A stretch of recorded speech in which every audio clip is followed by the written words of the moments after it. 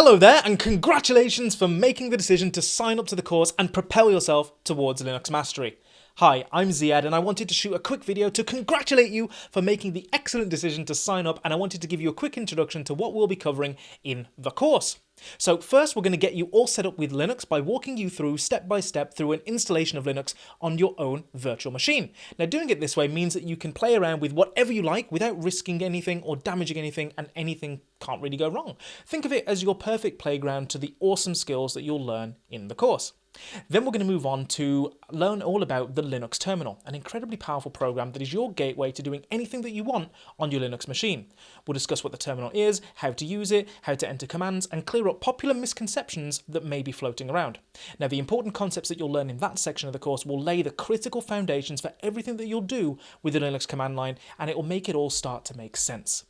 We'll then move on to discuss the Linux file system and how to work with files. Now, working with files is probably 99% of what we do on an everyday basis, and so understanding how to work with files effectively and efficiently using the command line is an incredible ability to gain. Now, in this section, you'll learn how to create, delete, copy, paste, edit, rename, move, find, open, search, archive, and compress files, and so much more, and it'll make you able to do anything that you want with files, but with the efficiency of the command line. It's going to be awesome. We'll then move on to how to automate tasks using bash scripts. So you'll learn how to write bash scripts and how to schedule these scripts to run at certain dates and times so you can automate your daily workflow. And finally, you'll learn all about installing third-party software on your Linux machine. You'll learn how to search for new software from the software repositories and how to manage your software using software managers. You'll also learn about open source software and what it means to be part of the open source community, as well as learning how to take source code and compile it into working programs. Now, by the end of this course, you'll be comfortable using the Linux operating system, and you'll wonder why you haven't been using it all along.